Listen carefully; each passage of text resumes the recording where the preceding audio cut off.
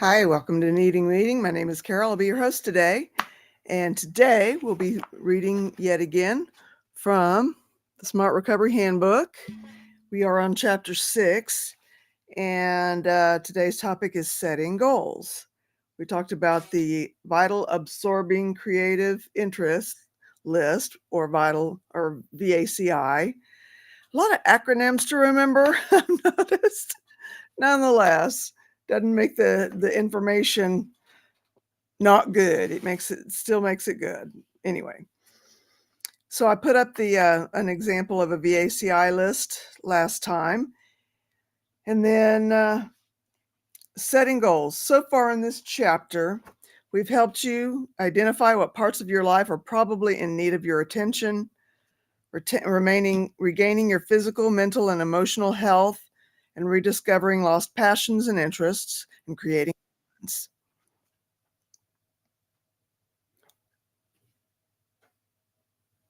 Hey there, Stevie. Hey, can you hear me? Hello, can you hear me? Good to see you. I wish you could hear me. Tell you that it's good to see you. Can you hear me?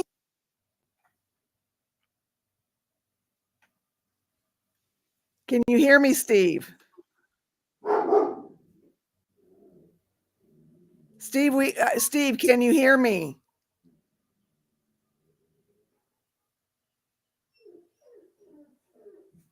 Anyway, why don't you say something, Christy, and let's see if we can hear you. Hey. Okay. So, yeah, I can hear you. Okay. Yeah, we can't hear you either. We cannot hear you. We can't hear you. We cannot hear you. We can't hear you.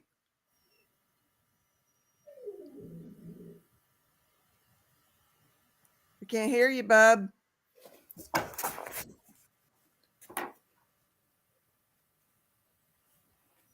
We can see you. Can't hear you.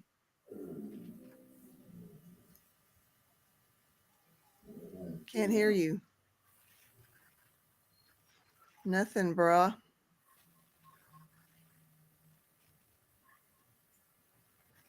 I sent him a message in the chat. Okay. Maybe he'll. Yeah.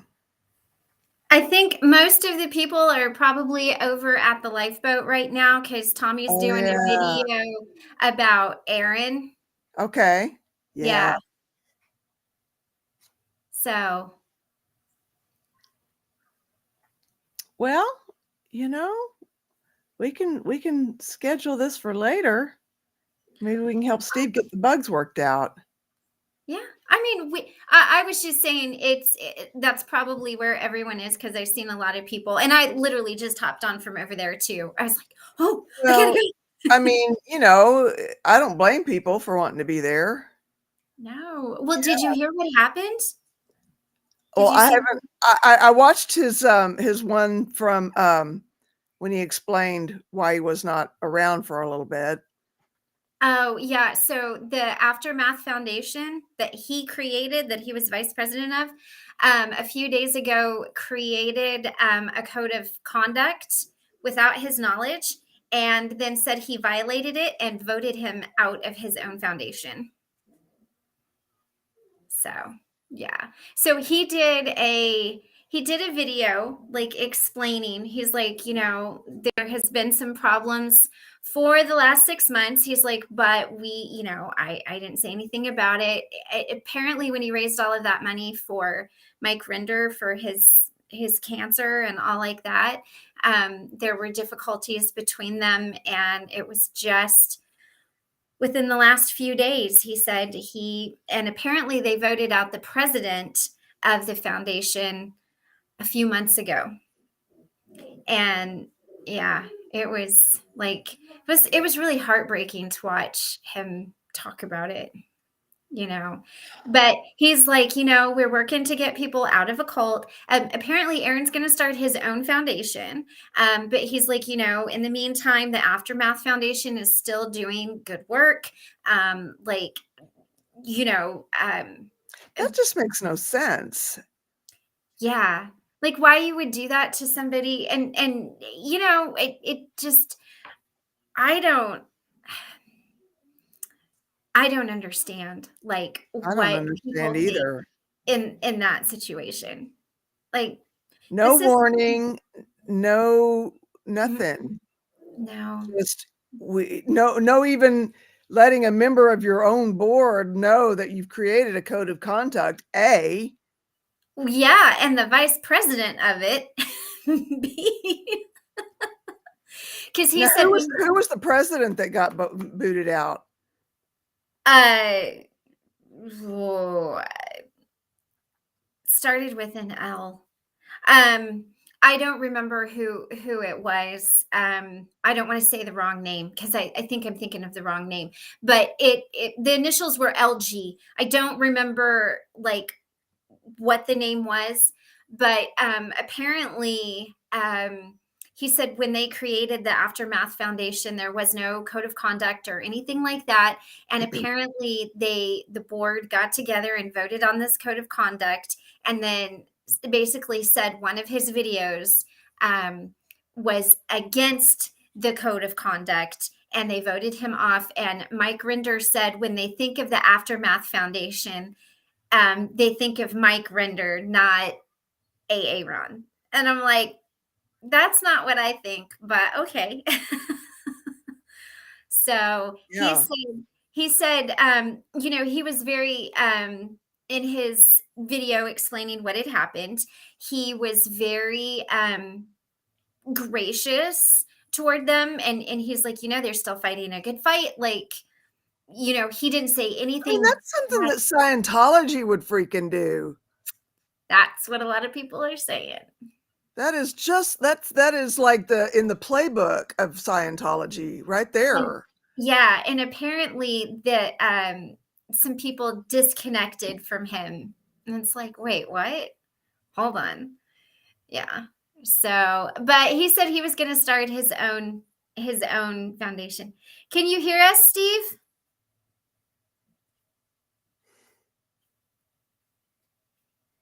Oh. Well, I'm going to keep talking Yeah. so I'll that wait for his face to show back up. you can see. But yeah, but Aaron was very gracious about the whole thing. His video wasn't like slanderous or mean or anything like that. And so Tommy's video is, he's talking now all about like, this is my guy. Like, sorry, right or die, whether he's right or wrong. In my book, he's right, And there's just a lot of people over there throwing him a lot of love. I can't imagine that Mike Render would be on board with it, but I guess he's part of the board, isn't he? He was. Well, and he's the one who said, when you think of the Aftermath Foundation, you think of Mike Rinder, not Aaron Smith Levin. Damn. That's harsh. Like I said, that's right out of Scientology playbook. How do you Especially, have a right? How do you have a right to say anything about right. how Scientology behaves when you're behaving like that? Yeah. Yeah. And, That's and that's especially, so messed up. well, and I don't think I have any of those guys coming to my channel. um, I don't, like, it's just really, It's messed up. it is. And then to have had somebody who raised that much money for um, for your medical treatment, and then you do that to him, like, Yeah. because they raised like $20,000 for his cancer treatment because insurance wasn't going to cover it. So, like that's a heck of a way to say thank you, Yeah. you know, Yeah. like it's just Well, yeah, not. I don't even feel like doing this right now. I should have an Yeah. option over there, but I was Oh, no, close to my it's meeting, okay. but, Yeah, yeah. I mean, I don't know if I can see if it's still going on. Um, oop, hold on. It was, and a lot of people were saying that they were gonna unsubscribe and all of Aaron? that. Yeah. No, unsubscribe from, like, Mike and, I mean, all of them. that just Yeah. I don't know if there's any coming back from doing something like that. I tell you what, I wouldn't throw my hat in the ring with any of those guys. Yeah, I'll stand by Aaron. yeah, But yeah, it looks like Tommy's still live. There's 600 and people over there yeah. in Well, I'll his. tell you what, something I can do is I can go to his channel. There you go. All right. So I don't know why that is like that, but I'm going to put his meeting on. There you go. Yeah, why not?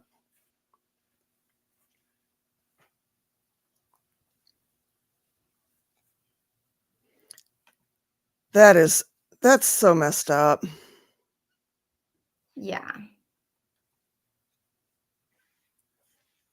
It really is. I just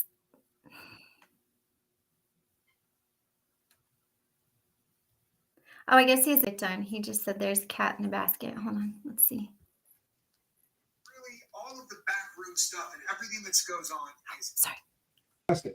I never filled that one. Yeah, you know what? It really all of the backroom stuff and everything that goes on is absolutely childish to the point where you want to vomit. You really do, and it's not fighting the good fight. The good fight is us going after Lafayette, Ron Hubbard's, abortion of a religion. That's what it's all about, right? That's what the fight's all about. The rest of it's, but just so that it is on the record, let it be known. My guy, Ron.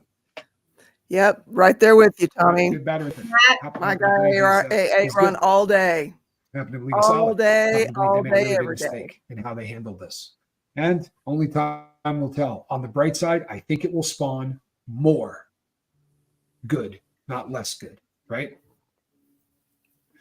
Well, thank you, Gracie girl. And I'm looking forward for all of you. I swear to you, I feel like half of you have sent me an email that said you would like to see me and Relatable Reese do a show. We've been firing back and forth. We're going to do that. We're going to, I promise you, we're going to get something done. I promise. But it hasn't been because we didn't. It's just that we haven't. I promise it's going to happen. We've been texting each other. Tommy Sharp, thank you so much. I really appreciate you. Thank you so much. And I'm going to get this wrapped up, people. I got a lot of stuff that I got to get rolling before the end of today. But I wanted this on paper, I wanted this on paper. I wanted this out here right now. I get a no, don't do it. No, don't do it. No, don't do it. Apparently, they don't think that would be a good idea.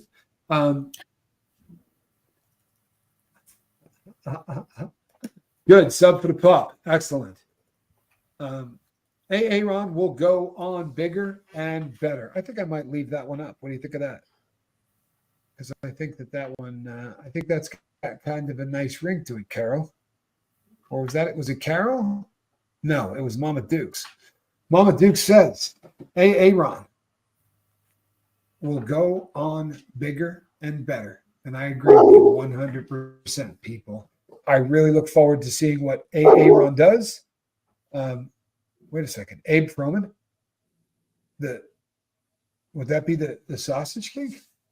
Abe Froman, the Sausage King of Chicago? I had no idea. Good to have you here, Abe Froman. It's not often you see the Sausage King. Who is the head of OSA in the Scientology community? I can tell you my opinion, but I'm not gonna. But boy, oh boy, I got an opinion. I'm Captain Tommy Scoville. Bueller. I'm Captain Tommy Scoville on this right here. This is a cat in a basket. Her name is Squirrel Nut. And we shall see you later, people. I'm live on the 5s normally all the time, unless my head goes off the rails. But normally live at the 5s, all right? God bless. See you. Bye-bye. It's not funny, but he made it funny. As long as my head's in the game. Yeah. Well, hey, you guys, welcome. I found out that all the stuff with Aaron and that he was on talking about it, and I thought, well, I may as well get in on that conversation because yeah, I support Aaron all day long, every day, 24/7. Yeah. He's my guy. Yeah. I started out watching him, and everybody else I kind of watched secondary to him. Mm-hmm. You know, Mm-hmm. but That's I never exactly miss what I I did. never miss a thing of his. Yeah. So No. And he brought a lot of people, over to the boat, and there's so much good that he does. yeah, He brought all of us here. So Yeah. I That's mean, right. That is Yeah. right. because So I'm yeah, growing up in I owe a Kansas. lot to Aaron and Tommy. Yeah. I do. Yeah. Yeah. So, and I think Steve was asking, I don't know if you've seen it, about the link. Well, I don't know how to do that because I don't have my phone here. Oh, And I don't know how I can't just like stop a stream to go do. right. But I did send it to him in Messenger. If anyone has a way to contact him, tell him that I sent him a link in Messenger. He should be able to pick it up in his phone from there. I'll message him right now and let him know. Okay. So the link should totally be there. Okay. But anyway, it was really good to see him, even if it was just for a few seconds before he. Okay, big ass day today and another tomorrow. You know what? Why don't you come in and tell us about it? I want to hear all about it if you feel like coming on. Okay. I haven't changed the thumbnail or the title of yesterday's video because we didn't do squat with the cult thing. But it was good. It turned out so good. It was. It was I just kind of went with my instinct, and I'm glad I did because it was a great meeting. It was a lot of fun. It was good. It's nice to have those every once in a while. I think sometimes you just need, Well, maybe you need that every day. Who knows? I mean, Yeah. I'm willing to get out of the status quo. I'm not, I'm not as rigid as I used to be. Yeah. And anyway, no, I'm live. Please go away. I'm on with technical support on what you call it. Oh. They always, technical support always wants to talk to you at the worst time, Right. You're like, can you please do it when I need you? Yeah. Well, I did push it a little too close, but. Yeah. All right, Steve. There he is. Holy, There he is. is it possible that I'm getting dumber about this stuff? No, you probably have some interference with the hospital Wi-Fi, I'm guessing. No, I'm on the iPhone. You want everything. I'm gonna try to shut my tablet down so I don't get you echo here. Hold on. Okay. Okay, do we have an echo? No echo. All right. Thank you, ladies, for being patient with me. Yeah, I'm so glad you're here. How are you? Tell us everything.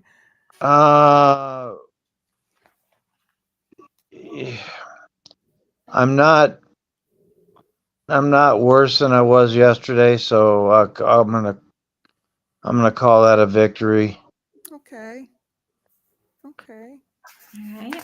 Did you break your jaw? What happened with all of that? Oh no, that was just a grazing shot. I've been. I think Vicky's hit me harder than that.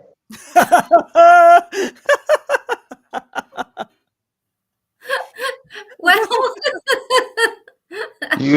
If you guys want to hear a hilarious story, ask her about the time I was late for our second date because I was trying to catch this gigantic fish, and I brought the fish. I brought the fish home just so I could show her that.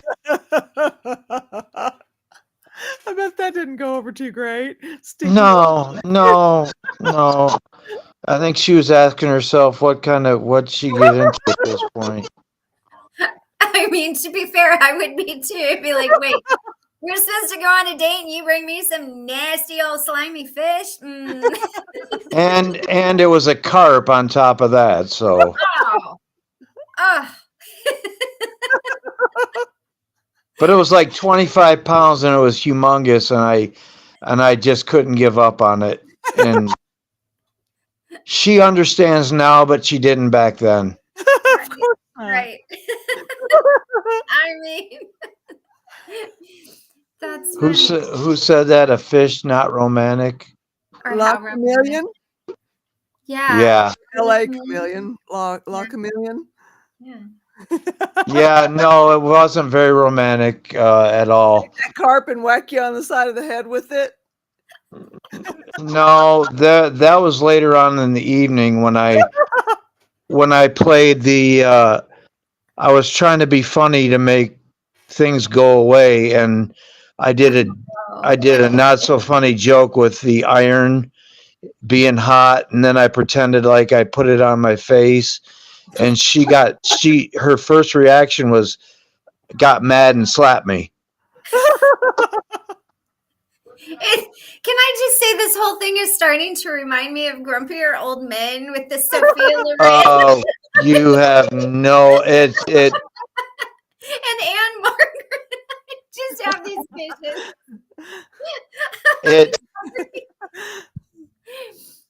It is you know I enjoy Christie's fun audio chats, and these two, if she could combine them in under a half an hour, I would bring her on and have her do it. But she's actually spending the night in the hospital with me Okay. Friday night, Okay. and we got special dispensation to do that, and patient advocate walked into the room as we were trying to figure it out, and she says, "Oh, I can get that handle for you." And I'm like, "Wow." Oh, nice. Good. That's awesome. So anyway, I talked to Karen Kelly about 2 hours ago, and I heard all this business, and I mean, do we know why? The only thing that we know is that the board had minus a member of the board, Ron, Aaron Smith Levin, minus that member of the board, all voted in a code of conduct, and then said that he was, and unbeknownst to him, that there even was a code of conduct, told him that they had voted in a code of conduct and that he had violated it on one of his videos. So they voted. Sounds to me like Scientology. Sounds like Scientology. It's there you go, right out of Scientology's fair game. But you know what it sounds like to me is Aaron's got 40,000 followers now, and they all have like 15, and it sounds to me like a little jealousy. Maybe so. Somebody make it make sense. Yeah, right, exactly. Because this is one of the weirdest things I've ever heard. Yeah. I think it's just Other than ego. the stuff we hear about Scientology. Yeah. Well, and one of the things was, this is what stuck out in my mind was when Mike Rinder said, when you think of the Aftermath Foundation, you think of Mike Rinder. No, you don't. No, you No. No, don't. that's crap. No, you don't. Yeah, you think of Aaron Smith Levin. And like I was telling Carol, he's the reason that we're all here. Like I Yeah. came over from growing up in Scientology. Carol came up from growing up in Scientology because of AA Ron and the Lifeboat. You know, here we are, you know, with Carol's channel. So, you know, Exactly the same with me too. Exactly. yeah. And so, you know, he's done so much amazing work. And every one of those people that has a channel, you know, he promoted every single one of them. And made it a point to promote them ad nauseum. Yeah. Yeah. And let's not forget about how much money did he raise? $20,000 he raised for medical, for Mike Rinder. Who said when you think of the Aftermath Foundation, you think of Mike Rinder? Who said that? I don't know. You're frozen, Christy. Yeah, right on. Yeah, it just makes no sense. Somebody help me make sense of it, if you can. It's not going to be me making sense of that, and I don't. Yeah. You know, if take away all the good things,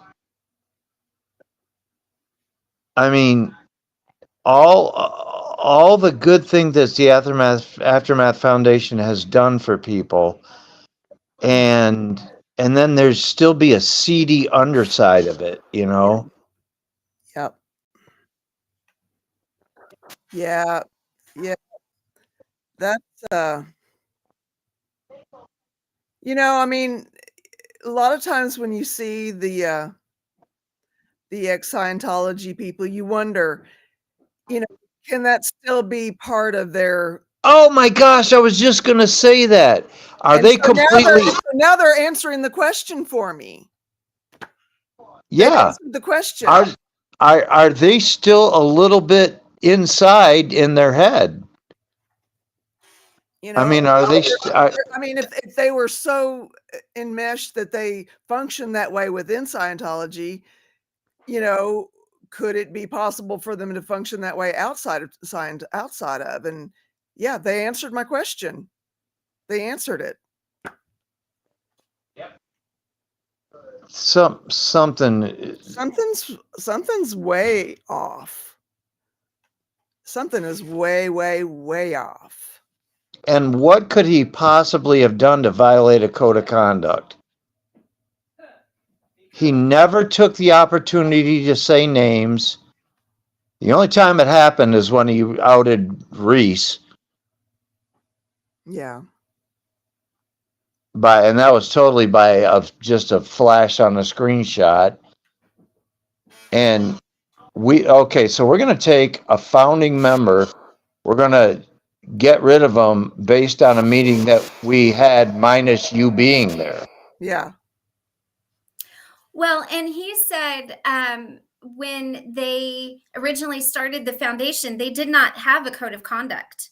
So they did this after, and apparently 6 months or 4 months ago, they voted out the president because Aaron was the vice president. So 4 or 6 months ago, they voted out the president. Then they voted out him. And Mike Rinder was the one who stood up and said, when you think of the Aftermath Foundation, you think of Mike Rinder. Oh my gosh. After AA Ron had raised $20,000 to help Mike Rinder with his cancer treatments because his insurance wasn't going to cover it. So you do that to somebody that does that for you?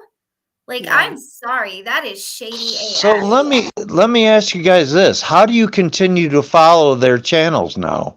I'm not going to. I didn't. I unsubscribed. And that was the thing, like the Lifeboat, you know, Tommy was saying, hey, you know, like, it's up to you, but this is your report card. If you follow, you know, he's like, I'm not going to tell anybody to unfollow them. But and Aaron's going to start his own foundation. So I'm just going to wait to continue to support until Aaron gets his own started. Yeah. Because he even threw out the amount of money that the Aftermath Foundation has in their coffers right now. And it is a substantial amount of money. So you know what? They don't need my little $20. I'll wait until Aaron starts his, and then, you know, My little $20. well, you know, I mean, You know, there's nothing. people that you There's love. nothing that we can do except try to make sense of this and maybe lighten the situation by getting a laugh here or there. But this is deadly.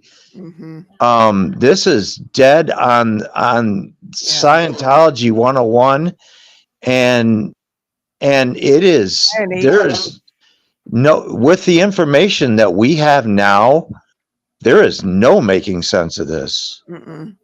And I don't know how there's any coming back from it either. I mean, Wow.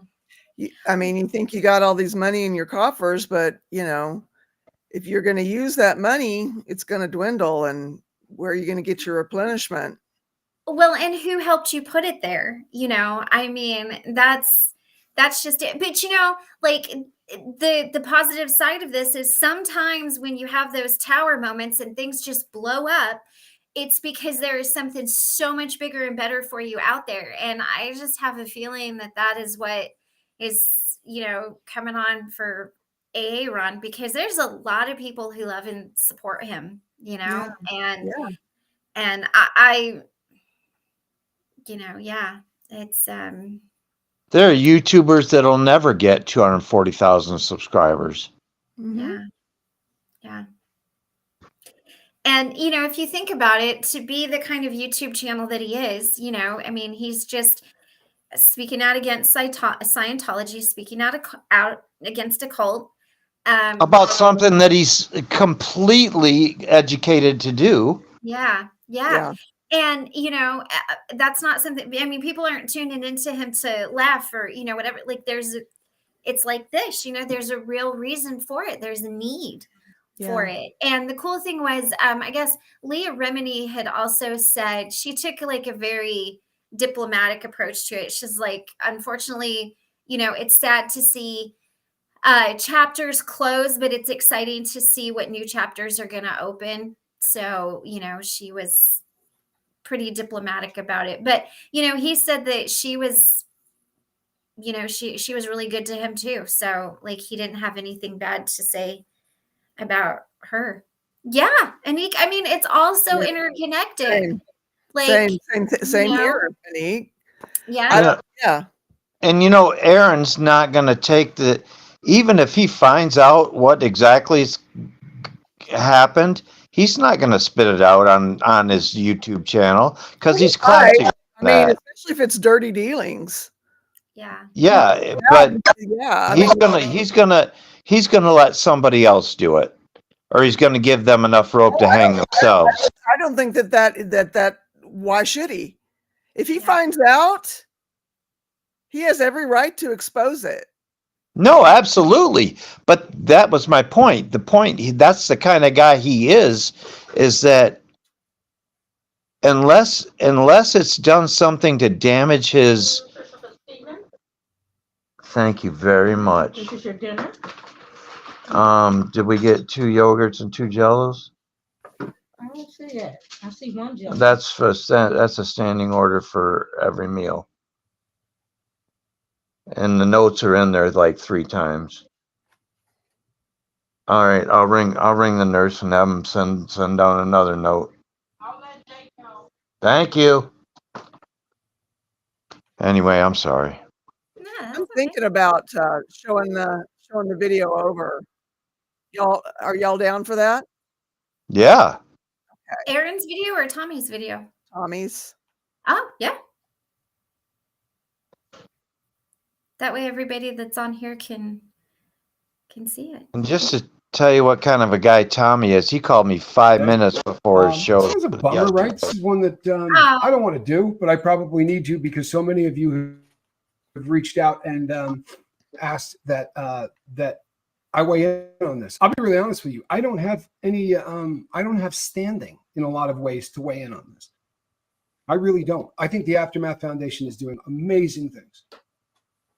Absolutely an amazing foundation. And my friend Aaron would tell you the exact same thing. It's doing fantastic stuff. And I am of the firm belief that it will continue to do fantastic stuff, right? And I think that the only people that win, if everybody starts getting really angry at one another and starts flinging mud back and forth, is the enemy. That's right. I mean, make no mistake about it. They would love for everybody to be really angry at one another about this. Do I think it was handled appropriately? I'm not smart enough to make those kinds of decisions. I'm not. I can give you opinions, right? But what are they based on? I'll be really honest with you. I'm damn fond of Aaron, right? That's my There guy. you go. And I would go through a door with him. I think You I'm, know, I'm, I'm thinking about actually putting on Aaron's. and for that reason, obviously, I'm probably going to be, yes. You know what, Carol? That might give us a little more answers than we have already. You know, being That's unbiased. true. Okay, so I'm going to do that then.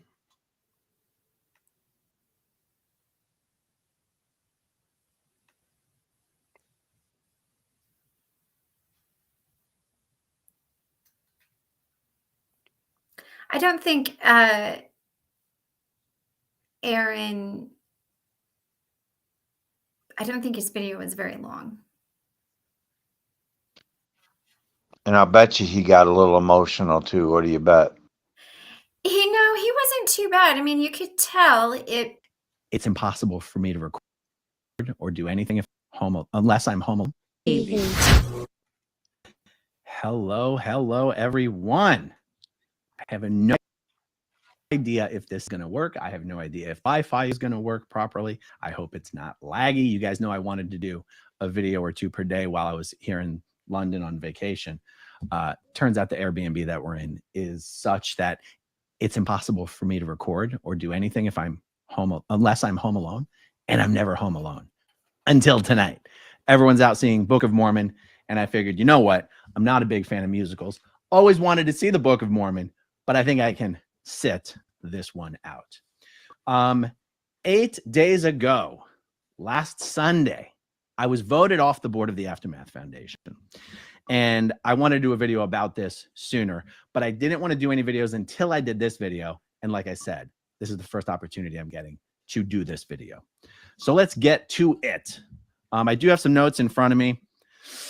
I'm also working from one screen when you guys might know I'm used to working from 3 screens. So I'm going to try to not make this too awkward, but let's just do it.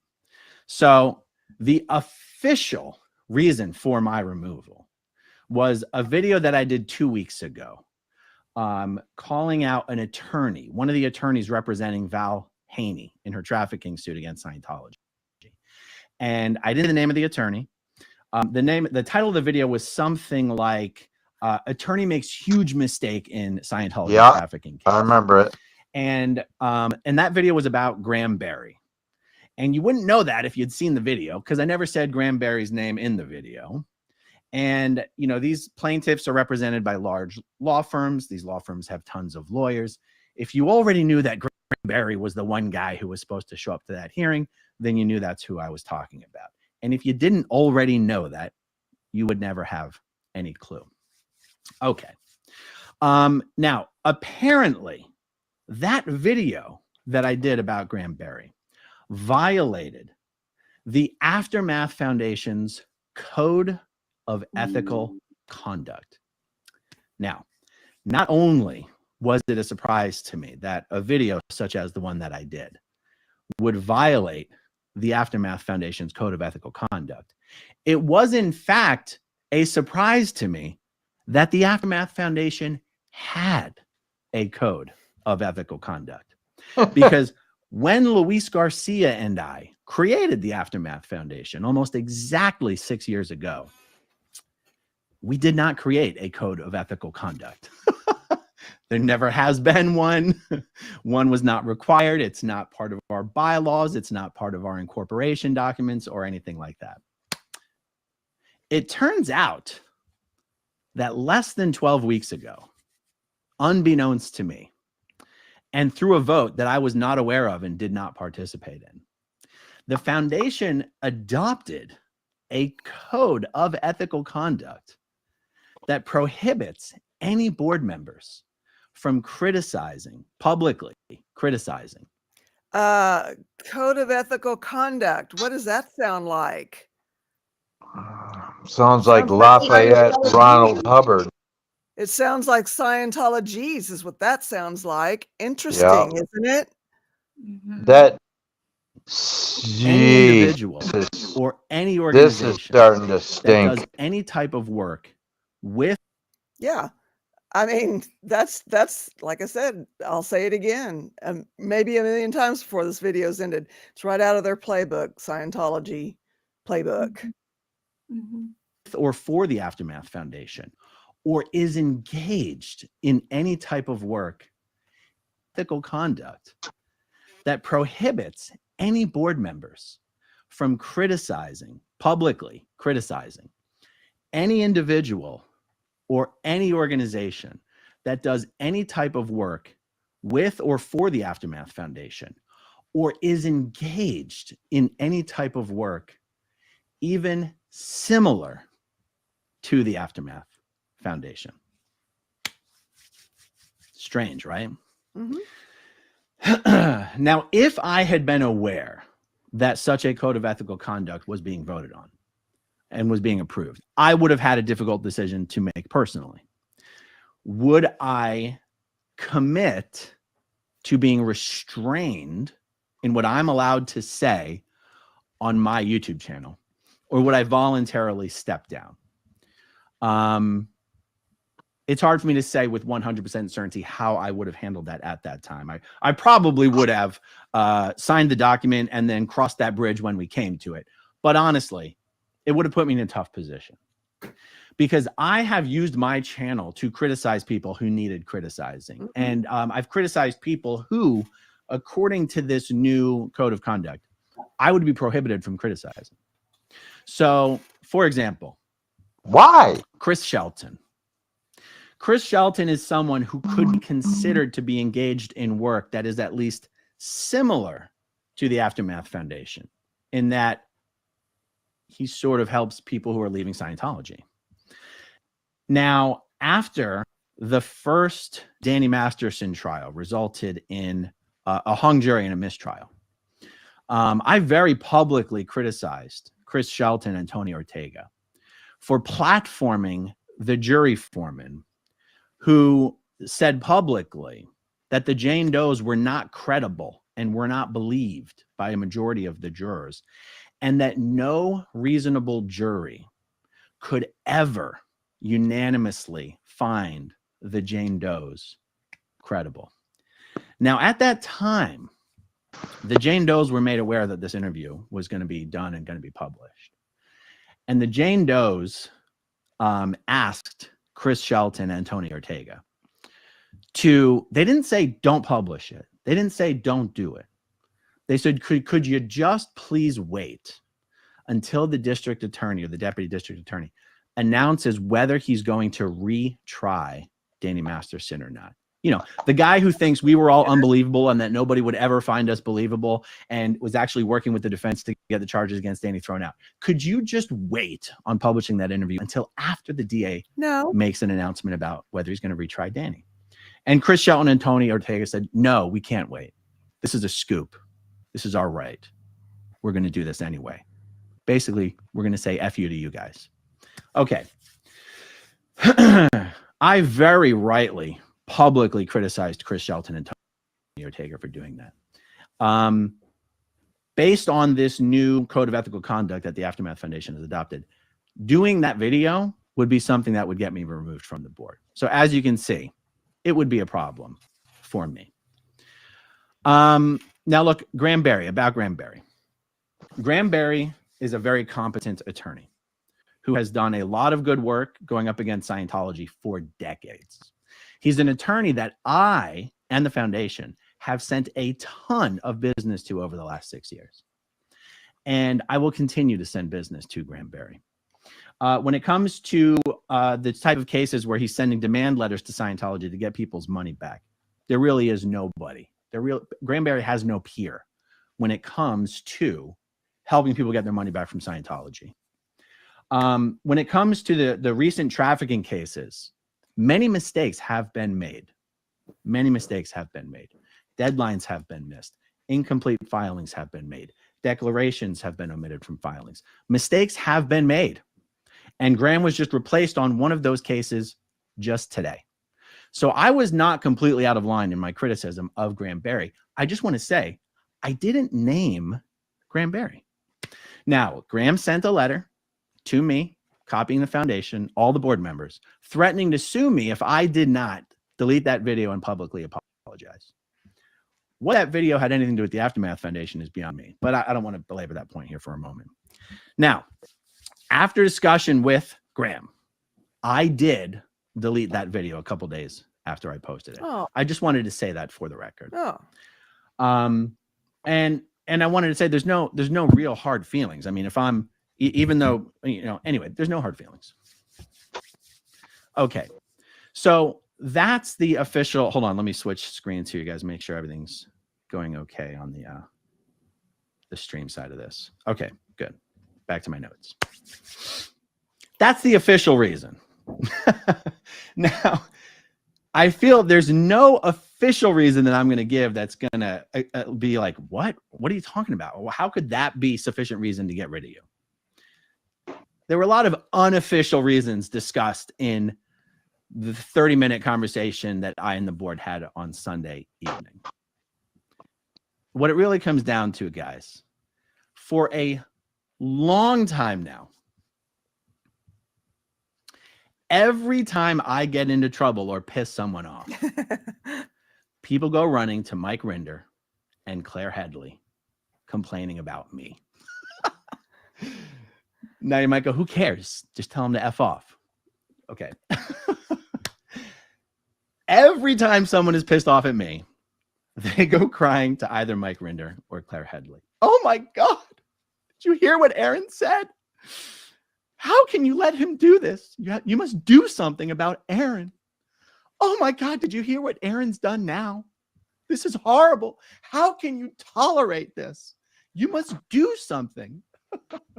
And who are the people that are saying Any that? such complaints about me have had nothing to do with the Aftermath Foundation.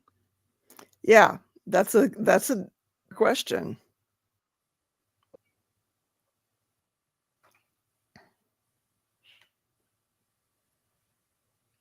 Foundation. Nothing. In the 6 years this foundation has existed, there's never been a single complaint about me that had anything to do with the Aftermath Foundation. But they are just sick of being expected to be accountable for what I say and do or who I've pissed off this week. Oh, okay. That's their feelings. I cannot blame them for their feelings. Do I think it's correct? No. It doesn't matter. It is what it is. That's what it comes down to. I believe Mike Rinder's words, if I recall correctly, were, I can't remember if this was in an email that he sent to me or if it was in the meeting, but he said, when people think of the Aftermath Foundation, I'm the one who came up with the name Aftermath Foundation. He said, people think Mike Rinder. They don't think Aaron Smith-Levin. They don't think Luis Garcia. By the way, I was the vice president of the foundation. Luis Garcia was the president of the foundation. Luis Garcia was forced out about 4 to 5 months ago for similar but unrelated circumstances. And he said, yeah. He said, it's not called the Aaron Smith-Levin Foundation. It's not called the Luis Garcia Foundation. It's called the Aftermath Foundation. And when people think Aftermath, they think Mike Rinder. And I said, well, maybe the reason people think of me when they think of the Aftermath Foundation, or they think of the Aftermath Foundation when they think of me, is because I've been working hard almost every day for 6 years as the vice president of the foundation, promoting the foundation. you know, I mean, and nobody would think of Mike Render in relation to the Aftermath Foundation if it were not for Leah Remini. He would absolutely be on nobody's radar if it weren't for Leah Remini. That's right. So, yeah, that's not exactly a good representation of reality. Just saying. Mhm. Because this organization exists to do two things and two things only: raise money to help people leave Scientology, and deploy that money helping people leave Scientology. It doesn't matter if people like us. It doesn't matter if we like each other. It doesn't matter if people are upset with this person or that person. We have more money on hand than we've ever had before. We're helping more people than we ever had before. You can't really make an argument that anyone's upset with me has any impact on the Aftermath Foundation at all. And I said, if Mike Rinder, speaking of Mike, if you, Mike Rinder, Is it LA Chameleon or La Chameleon? If you'd put that in the chat. By the way, welcome. Thank you. I was caught up in the drama and forgot my manners for a minute. And I'm glad you're here. Hey, But put your manners back in check. right? But you know, I mean, what could they possibly have to be desperate about? I mean, if they have a nice coffer of funds to work with to do what the foundation is there to do, what kind of desperation are we talking here? You know, No, I think it's just the desperation of the need to fuel their ego, because That's the way I'm leaning to. Mike Render, he, you know, because if you asked two people, like I didn't know who Mike Render was. I knew who Aaron Smith Levin was. I didn't honestly know who Mike Render was. Apparently he's written a book.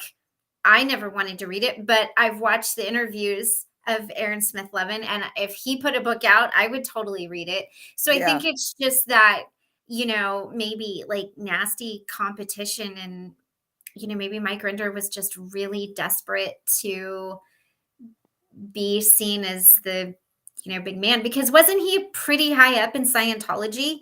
Like, Yes. so if you think about it, you know, he was way high up here, and Aaron, you know, was in, from what my understanding, he was in the Sea Org and everything, but he wasn't Mike Render level. So you get some guy who's just, you know, a Sea Org member who's now like blowing you out of the water and really working hard to, you know, do this. Law, not okay. LA. Thank you, La Chameleon. Hey, CK, glad you're here. Yes. Yeah. I mean, it's just, yeah. Right So, but how do you get there after being such a voice against Scientology to pull one of their moves right out of your back pocket?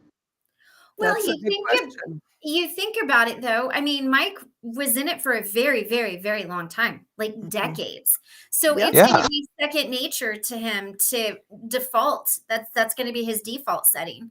And you know, I mean, I don't know, but maybe he just couldn't handle it. I don't know. I'm not trying to put words in his mouth, or this is speculation only. But you know, it's just Hey, it's something this freaked out. We're allowed a little speculation. yeah. I don't want anybody trying to, you know, all of this is just my opinion, speculation. Yeah, we're just trying to make sense of it all. Yeah, I don't know Because there's like, I cannot see how anybody could possibly make this make sense. Yeah. Okay, but you know, you know who's getting a pass here is Claire. Okay. Well, I don't know. Finish watching this video. Yeah, You let's finish watching. You might not give her one. I'm not giving her one. Yeah, let's continue. I mean, nobody's brought her up yet. Is what I'm saying. Yeah. Well, I think he did, didn't he? Yeah, sort of, but he gets to it here. He's fixing to get to it. Okay. Okay, my bad. No, it's okay. And I said, if Mike Rinder, speaking of Mike, if you, Mike Rinder, have some problem with the fact that people associate the two of us in their minds and that's unpalatable to you, you can step down. That's a Mike Rinder problem. That's not an Aftermath Foundation problem. And Mike said, I totally agree with you completely. And if my vote to have you removed doesn't go my way, I will resign. Well, spoiler alert, the vote went Mike's way. Let's be honest, guys. Many of you have detected that there's been something wrong with these relationships for quite a while now. You guys have noticed I haven't had Mike or Claire on my channel in about 6 months. That was I had. deliberate. In some ways, this has for me, and maybe the others would say it has for them, for me, been somewhat of a toxic relationship that I was never going to leave. I've been in a somewhat humiliating position of like craving and needing and wanting the approval and acceptance of people who at this point just honestly don't want me there. And I was never going to leave. I was fighting for dear life to stay. And with a little bit of perspective, you know, it's only been about 8 days. Let's be honest. I feel like they've probably done me a favor at this point by setting me free. I'm not just saying that as a cliche. I really do mean it, because I've had this hanging over my head for quite some time now that, oh boy, if these guys have a problem with me, they're going to kick me out and that's going to be humiliating. And I have to watch what I say and watch what I do and everything. And honestly, it's humiliating. I shouldn't have my life. That is, and if they don't want me to be a part of their group, they shouldn't have to be forced to keep me. That's you know what I'm true. saying? Yeah. It's still, you know, look, you guys know, we all used to be great friends. I couldn't even tell you precisely when that changed, because honestly, we haven't spoken about it. We've never had a conversation about it. Mark and Claire have never had a conversation with me about it. Mike's never had a conversation with me about it. I raised $20,000+ for Mike's cancer treatment a few months ago so he could start his treatment. That didn't warrant so much as a phone call. You know, the relationships have been sour for a while now, and that's okay. It's okay. This is not the end of the world. Like, personalities are personalities. Things change over time. The Aftermath Foundation. The Aftermath Foundation has been a fantastic organization that's done fantastic work over the next 6 years, and it will, of course, continue to be exactly that. Do I feel betrayed by people who are supposed to be my friends? Yes, I do. Am I angry about that? Yeah, of course I am. Does that mean I'm the good guy and they're the bad guys? No. We're all good guys. We were good guys then. We're all good guys now. Personality conflicts, whatever you want to call it. Chalk it up as life. Shit happens. It is largely thanks to my work and my platform and my fundraising and my... You know, I mean, yeah, shit does happen.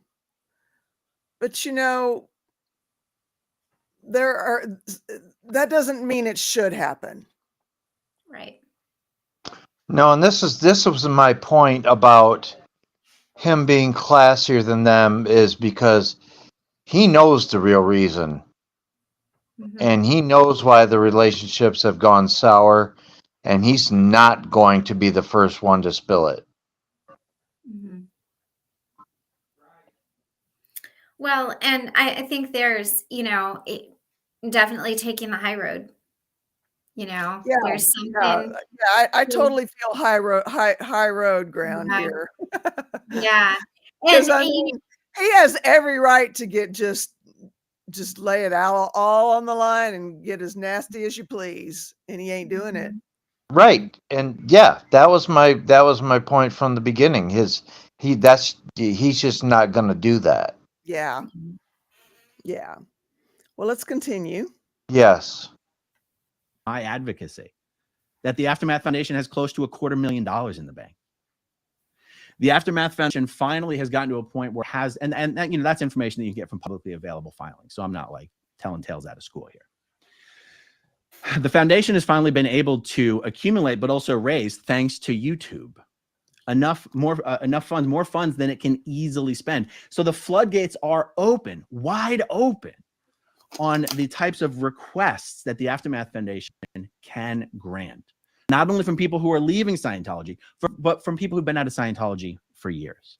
In the early days of the foundation, we were very limited on what we could approve. For a long time, we wouldn't even approve any money to help people who were already out of Scientology. We would only approve money to help people who were in the process of leaving Scientology. The reasons for that were purely financial. It wasn't because we didn't want to. And you realize even if you have a chunk of money on hand, you always have to ask yourself, but how easy would it be to replenish these funds if they were spent? Until the YouTube fundraising platform became, or the YouTube fundraising option became feasible, raising money was always a challenge. Raising money is no longer a challenge. Okay. So you can expect the Aftermath Foundation to do even more good work, like expand its scope of good work moving forward. So even more moving forward than has been able to be done in the past. Let me see here. Now,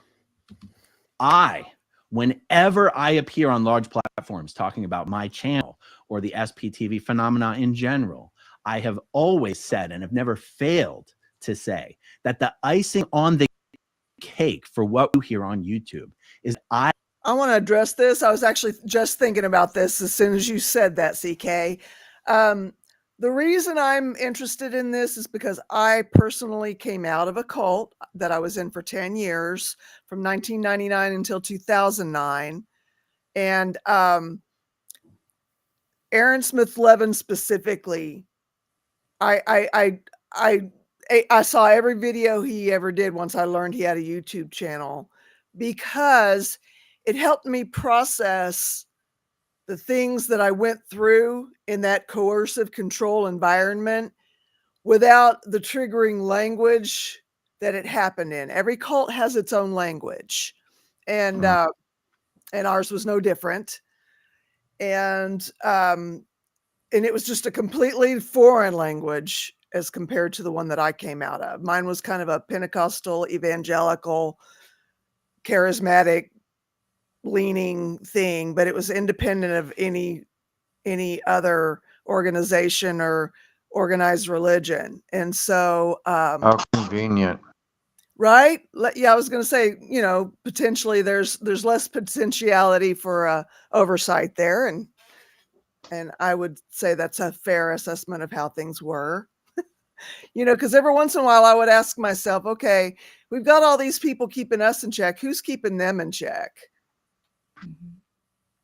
And I never got an answer to that question. Which is 9 times out of 10, what brings a cult leader down is they have no. But unfortunately, not before they do a lot of damage to people. Right, exactly. So that's my interest in, and as we were saying at the beginning of this, CK, and anybody else who's interested, I'm interested in this because I found Tommy on the lifeboat as a result of Aaron Smith Levin and his channel. And I found Aaron Smith Levin because of Leah Remini's show. Let's take it one step back further than that. Same here. And because I don't know, I just happen to be, I don't even know how I found him. I wish I could remember. But so essentially I wouldn't have found the lifeboat were it not for Aaron Smith Levin and his channel. And if I'd not found the lifeboat, I might have been another 5 or 10 years figuring out a way to realize my dream of needing a meeting, So everything does seem to happen for some reason or another. Whether it's a good reason or not, that's always up for debate. The reasons for it up for debate are almost insignificant as to the ripple effect of how we all came to be where we're sitting right now. Yeah. Well, and I think it just goes to show the amount of support that you can have for people, even if you don't know exactly what they're talking about, you can still show up and be there.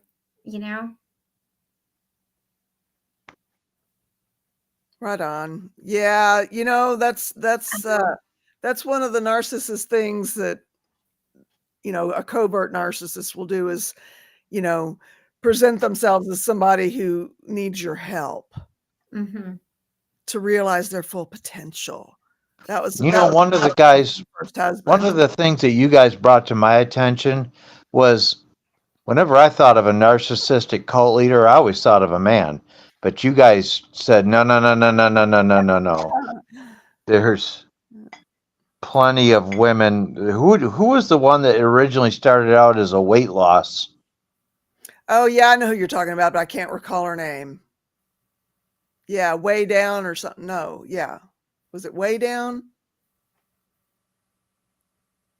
It was one of those. I don't know, but you guys kind of opened my eyes. You guys have opened my eyes to a lot of stuff. Yeah, women can be just as brutal and maybe Mm-hmm. even somewhat more cunning. Who knows? Yeah. Although, you know, the cult leader of the one I came out of was, don't ever discount the level of cunning there and the level of intelligence there. Well, and the part of the problem with that is men just don't have the mental energy to hold grudges that long. Women can hold grudges for a lot longer than men can. Oh, I've known some men who can hold some pretty good grudges. I know a couple. I Oh, mean, yeah. I think the difference with in my opinion, the difference between women and men in this is that you know, sometimes men are just seen as more authoritarian and assertive, whereas when a woman comes in that you don't expect it, you don't kind of see it coming, and it's kind of like that kamikaze thing, and then you know, there it is. So You want to say something? It's the energetic balance of the interaction of men. mhm. When we're at peace and we agree, we agree. When we're at fault and it becomes it being at odds or opposition, it's almost an opposition to the whole structure we're participating in. Mhm. It's not the same as women will have odds with that woman more directly than man will have. It's banishment once you're at far enough to odds. So then I don't know if it's a survival thing or something in men genetically, but that's where their conflict level rises so quickly and Mhm. volatility differently as far as grudges and other things. Because a lot of times we try to work out and be back to peace faster because of that. I don't know if that makes a difference. No, it makes perfect sense because way too late in my marriage, I learned to ask the question, is this something that you need me to help you fix? Or is this something you need to rant about? And if she says I need to just rant about it, then I turn it down to about 50% and she feels better and I feel better. Yeah, that's true. Yeah. I'm kind of a fire with supernovas and hypernovas. If I could get them, like if I could get mad enough and to clear that madness, if I could supernova within the 30 light year area, all the stars that have the mass with the capacity to supernova, I would do it. It would bring so much peace for a long time, but not forever. Yeah. God help us if Steve Sherman ever starts running the Hubble telescope. When I was in high school and the recruiters came, I talked to them about, I thought it would be good to have a neutrino bomb because I thought if we could do it right, we could destroy a planet to the vacuum of space so there was no matter left to react in the reaction. And they both looked at me like, well, that's not very good. I said, yeah, it's great. We could test it out on a moon or something to show them we were serious. You know, I was just in 11th grade or something. I thought that was the weapon to end all wars, that it would bring peace. But I didn't have kind of like how in Star Wars 1 they destroyed Alderaan. I'm way tripping in the weeds now, but and it didn't bring any peace. no. Yeah. I didn't have to worry about the recruiters coming back though. The the sad thing is my attention span and my work ethic, I probably should have gone to the Navy because their technical schools are really geared to knowing your shit, and they apply from military through civilian. Your other branches are not necessarily having a civilian application. By the way, No. y'all, this is my husband, Steve. And I'm a bullshitter. No, not really. I kind of am. He kind of is. You know, when my brother beat me up that day, if mom had not been in the line of fire, if she'd not been in danger, Daly has no idea. My brother has no idea what a bullet he dodged. I mean, because if you fully unleash this man, That's It's- not true. well, I do kind of see stars and get out there where it's hard to solve that level. When you're really that mad, you can't solve it. that's true. We really need, I don't know, I feel like growing up in the 90s, late 80s and early 90s, reaching adulthood. When we went to restaurants and coffee shops, our group of friends was from the 16-year-old kids coming to get coffee after school when we were 20 to the retired men who came in. We had a 40-year, 50-year group of people that we engaged conversationally several times a week. And I think it gave us a good set of skills to interact with people. That's still going on, by the way. Maybe so. No, it is. My best friend's dad's a part of one of those coffee groups. Oh, good. Because that's really important for a generation to have that. You know, if they don't have church, they don't have other things, they're not really going to see different generations. They're going to basically mix with their own clique that they hang out with. And you kind of learn that those people see a lot of the things that you see similarly, but they have some pretty good advice because, you know, they've been through it a couple times. Right. But I'm probably not adding a lot. I've noticed there's a young YouTuber. I really like his.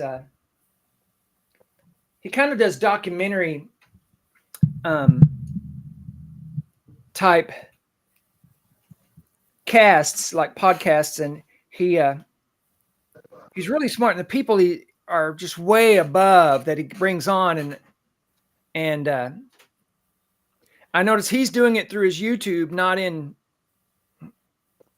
daily. Anyway, it's just interesting to see that because it's. Does he speak with a Russian accent?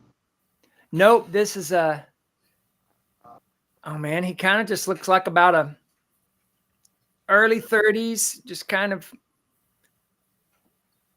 I don't know. He's gaining his education through doing this, really, a lot of it. You can tell that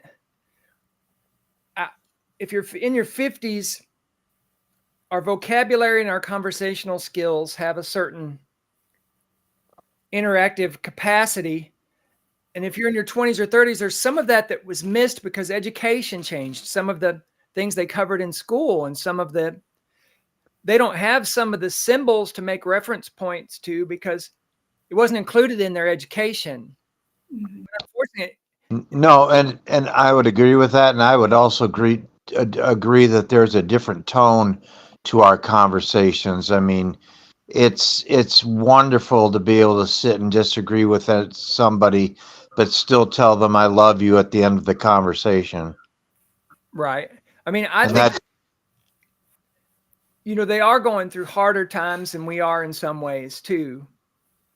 And society itself has seemed to not caught up with the fact that starting out in life, needing a new car, needing a house with $150,000 of school debt and probably credit debt once you've got your degree is not that good of a boost. When you could have been training as a plumber, getting paid, and coming out ahead, it's just our system is so backwards now. It's so depressing, you know, and I kind of blame it on both sides. That's something I kind of hold more to the left, and the fact that they push these student loans like water faucets on people. And Yeah. then here they are that you've still got to get out and get 10 years experience. And most of what you've learned, the industry changes. So you learned a little, but now it's new stuff. You have to teach yourself while you're doing it. If you didn't And go a to trade- school, you already know that. If you went to school open, you came out knowing it. It's just a double punch in the stomach. Yeah, and a trade school's not like that. You learn as you go, and you have it. You get experience as you go. That's true. If somebody got an HVAC or something like that, they're kind of going to be set and busy for a while. Yeah. It's Well, even welders, I mean, that's what my husband does. And there's a great. lot of money to be made and a lot of opportunity to do it. And you can weld anything. I mean, from working on cars to working in refineries, to fences, to all of Yeah. it. Yeah. I had a friend that he would take a job, and he'd come back. He said, "Man, I hate being on a skyscraper." He didn't want to be up 40 floors and you've got climbing gear on and you're welding that to that steel skeleton of that building. He said he did it because of money, but he didn't like it. Yeah. Oh. Yeah, what's the like eating your bowl of chili at 44, Mm-hmm. 440 feet in the air with no safety strap? Yeah, Right. sounds like a riot. Getting wind chill. Sure. Yeah. Zero. Yeah, but it does pay well. Yeah. Well, that's for a reason, because nobody wants to do it. Nobody wants, that's right. It's kind of like those pipeliners that do that. Nobody really wants to do that, but it pays well. It's Start the video up again. Okay, I'm going to go away and work. You don't have to go away. I'm working on this. Okay, he's working on this. It's a piece of junk. Okay. Well, But isn't that all you work on? Yeah, it's going to be a laser leveler. Yeah. Oh, no, I meant, isn't that all you work on is pieces of junk? That's it. He loves that. That's my hobby. He loves making something that anybody else would consider junk, something functional. That's Oh. Tell him he needs to start working on busted guitars. There's a big market for those out, especially acoustic ones. Maybe so. I'm hoping to get smart enough to work on an energy device, but I'm just not sharp enough yet. Because we really need Yeah. 0. Him saying he's not sharp enough yet is like me saying my knee doesn't hurt bad enough yet. That just doesn't compute. I hadn't got inspired enough yet, I guess. Well, I was gonna say it's not the potential's not there. That's for sure. It might be an inspirational problem, but it's not a I don't compute this problem. Right. It's just not there, but we really do need a way for people, and I mean planet-wide, to have energy sovereignty, because our economy is based on every system has to find somebody to make it cheaper so that our dollar has more value or our currency has more value to trade back and to find some kind of, we've Did you gone see about this? as far as that can go. Plant Freak says, I can help. I did electrical engineering technician, Oh, solar yeah. or AC power. Right. Right on. There's a lot of people working on that. The 0 point energy, people call it perpetual motion or call it a myth. It is not going to be perfect. It's going to have flaws like everything else people make, but it'll sure be better than, batteries that can't be recycled, or a system where every car has a battery. Electric cars should have a uniform form of battery. Yeah. And you pull in and you pull your suitcase out as long as your battery contact is paid up, and you slide it in and you pull out another charged battery. That would make way more sense than demanding that you be the 100% sole charger, and our infrastructure of gas stations and other things. It wouldn't be a hard. Yeah. Too many lobbyists in Washington for that. You know, but there is kind of a lot to learn. You just kind of got to get your feet wet at one point. I would call my feet damp. I got on soggy socks, but that's trying to get there. Well, my underwear is damp, but I spilled the whole cup of ice water on them today, so that was a wake up call. And that course, in my opinion, is a great option. Yeah. Oh, definitely in space, solar is the way. There's so much in here. I mean, think about the probes we send to Mars and Venus, or Mercury and Venus. They could be underpowered in our orbit because by the time they reach orbit of Venus or Mercury, they're gonna have tons of energy. with all these Steves around, Steve. Yeah. This Steve is Steve-O, and you are Mr. Carol Klingon. Mr. Carol Clinton. That's pretty good. General Sherman, we'll call him. Oh man. They're not related, by the way. I've done the DNA. I've done the ancestry. We're actually related to a Sherman that was part of the founders of the Quakers in like the 1630s, 1650s. Oh, you guys got cult built in your blood, your DNA. Yeah, we got cult built in our blood. You know, I think the Quakers were so unpopular though, as they were anti-slavery from the get-go, and they were helping people escape all the time. They were not very popular because of that, and they allowed women to have leadership positions in the church from the beginning. It was Anne, what was her name? Not Anne Hathaway, but Anne something, that was part of that group, because Philip Sherman was just kind of just a member of the community. He was secretary. I guess he took notes or kept records, and is listed as education sufficient to perform his job. So not well educated.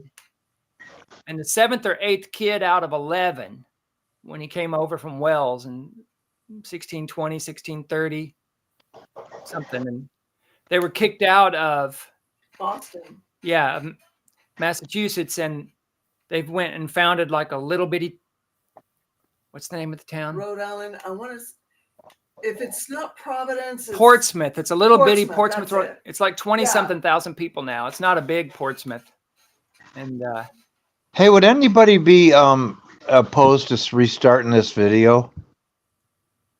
What do you mean? Well, we've only got 20 minutes left, 10. Yeah, okay. I'm getting out of the way, y'all. I appreciate, and I'll have to look back at these notes on the solar and it really does pollute. Yeah, it does produce a lot of waste. All right. Okay, so I'm going to start Aaron back up, and we'll finish this out. I can use my platform to personally use my platform to help people who are leaving Scientology. And I'm going to continue to do that. And with the help of some other former Scientologists who regular viewers of my channel will know very well, we're going to be creating a second nonprofit organization to help people who are leaving Scientology. And this is not like a divide and conquer situation. This is not like with one foundation, we're stronger, but with two foundations, we're weaker. It's not like that. There should be 10 foundations. He's right. He's right about that. However, you know, that leaves a really bad taste in my mouth that somebody can do all that he has done to help get all this stuff off the ground, and they can do him that way. It feels like we're being pissed for him because he's not pissed enough for himself. Or he's just wise enough not to show all his cards right now and give the trolls a reason to come after. Yeah, that's probably more the I case. don't think he's an unintelligent man. I think he's had a lot of time. No, far from it. Yeah, I think he's had a lot of time to, do it behind the scenes. And I think when he comes out, I think he's just going to be like, mic drop. Like, okay, you did it, but Here's Yeah. what I'm doing, you know? And I think it's just let your actions Well, speak. and I know it's not a competition. I think that Right. there would be agreement there. But you know, I really have a hard time supporting anybody who would do that to somebody who helped them I in any agree. part of their journey, getting to where they are, if they are succeeding. Mhm. That's troubling to me. I Oh, would like to see, I would like to see somebody smarter than me figure out how many viewers they lost from all this. Well, you know, I mean, because I just don't think that. I think there's always a better way to handle things, and that was not the way. Oh, yeah, No. they did him so dirty. Like, yeah. Mm-hmm. But, you know, again, and I think There this should be he's enough organizations headed up by enough people that if What now? I said I just think he's very classy. Oh yeah, much classier than I would be. Let's just say that. Yeah, like I said, we're getting pissed for him because he's too classy to get pissed on the air by himself. I mean, he's had a little bit of time to deal with it, but still, it's the fact that he has to is just that he's had to grapple with it. I don't like it. I can't help that I don't like it. Right. that if someone doesn't like those people, I'm not right now there's only one foundation. So what if someone doesn't like who's running that foundation and doesn't feel good asking that foundation for money? There should be 10 foundations. Just like there should be 100 YouTube channels of former Scientologists, there could be 10 foundations. I'm going to continue to do the good work that I've been doing over the last 6 years. Attaboy. Yeah. And I'm going to continue to do that with my own organization, just like the Aftermath Foundation was my own organization. It was honestly almost exactly 6 years to the day that Luis Garcia called me and said, Aaron, I've got an idea for a nonprofit that will help people to leave Scientology. I said, Luis, we've already discussed this. It's a terrible idea and it will never work. He said, hear me out. And he sold me on this decentralized format of a nonprofit. And I said, oh, that would work. And he said, who do you think we should put on the board? I said, I can talk to Mike, Christy, Mark, and Claire. And I think, I can't remember if I called Claire first or Mark first. I'm sorry, Claire first and Mike first. Let's just say it was Claire. I said, Claire, Luis just called me. He's got an idea. She goes, that's a terrible idea. It will never work. We've already discussed this. I said, hear me out. And I remember, I closed Claire. Claire told Mark was good. Same conversation with Mike. Mike, we've got an idea. He said, terrible idea. It will never work. You understand, guys, the pre-runner to the Aftermath Foundation, or the only thing that's even come close as far as a formal organization, was the Lisa McPherson Trust. And one of the biggest problems with the Lisa McPherson Trust is that they had a physical brick and mortar location right in downtown Clearwater, and it gave Scientology something to attack. And Scientology attacked the Lisa McPherson Foundation like no one's business. And I won't even tell that whole story. But there had already been many conversations about doing some sort of a new organization to help people. And the conversations always resulted in, don't ever try to repeat the mistakes of the Lisa McPherson Foundation. The Aftermath Foundation has succeeded in not repeating the mistakes of the Lisa McPherson Foundation. And the decentralized nature of the foundation is part of what has allowed it to succeed. And it's basically an internet-based nonprofit. It's been wildly successful. Well, guys, now we're going to have 2 wildly successful foundations. Hopefully we'll have 5 one day, maybe 10. It's all good. My point is, this isn't a zero-sum game where we're taking from each other or, fighting over the same slice of the pie. I do want to say, guys, I've already discussed all this with Leah Remini. I want to say that for the record, because I've received a lot of questions about this. I do not have permission to speak for Leah. I will say the following. Leah's sad to see relationships destroyed. She's happy to see new chapters being written. And I will say this. There is someone who has never said to me, Aaron, you're making me look bad. Can you rein it in? You're doing shit and saying shit that makes me look bad. Can you please not do that? Leah Remedy's never said that to me. And Leah Remedy has always had my back. So thank you for that. Let me see.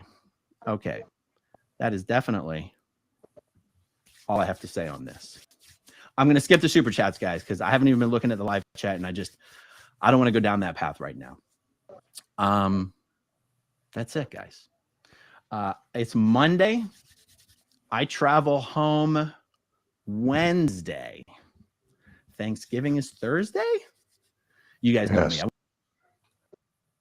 All right. So now we know as much as it's As much as anyone knows. those that are in the know want us to know. Steve, Right. we see your elbow or something, or your ear. Sorry. I'm used to not doing this on my phone. I'm used to having my Laptop.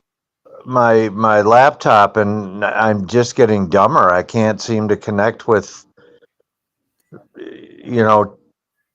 technology that's newer than 6 years old. Well, I'm sure being in the hospital with all of that equipment. By the way, where are you? Are you in the rehab or are you back in the hospital? I'm back in the hospital. I'm back in Detroit, Henry Ford. All right. So I apologize, Christy. Sorry. Oh, no, I just said probably with all the interference at the hospital, the equipment, I can't imagine that it's easy anyway to connect. Usually I don't have any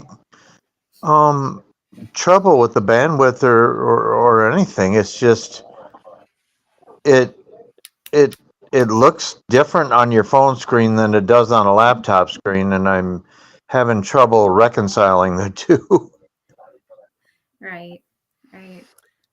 So now we know. So now that we've got that out of the way, is there anybody who needs a meeting? Put a 2 in the chat if there's something on your mind that you'd like to talk about. How a 3 if you feel like you've had a meeting, even though it wasn't about necessarily. We're all kinds of recovery around here: abuse recovery, cult recovery, drugs and alcohol recovery, behavior recovery. Very good. So Anybody that I didn't say hi to, I'm sorry. I don't have access to chat on my phone, so I was not ignoring anyone tonight. I just couldn't say hi. So if there's anything on your mind that you need to talk about, how about a 2? And if you feel like you've had a meeting, how about a 3 in the chat? Well, And I feel like if we're closing up, I feel like this would be a good one for deep breathing. okay. I let's do that. All right. Did you guys just want to do the deep breathing, or did you want to do a little meditation in there too? You let me know.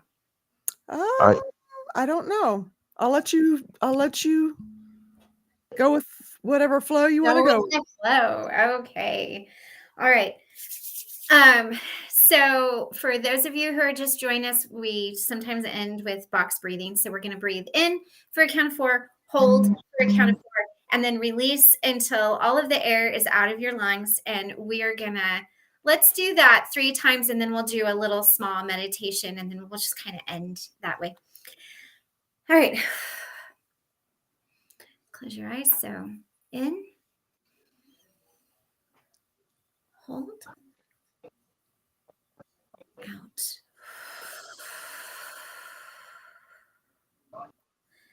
Breathe in, hold, out. Last one, breathe in,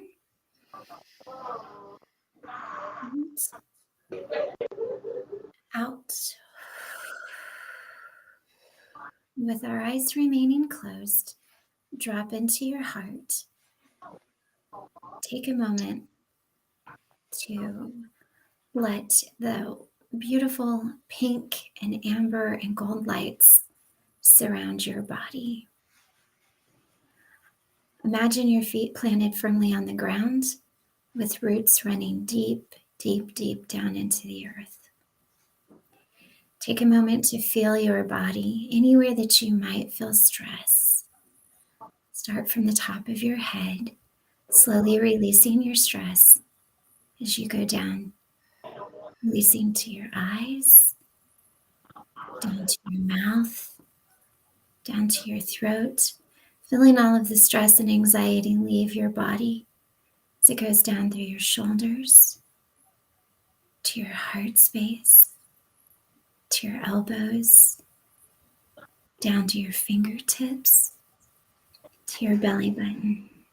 Feeling the stress leave your body, down to your knees, to your ankles, and to the bottoms of your feet.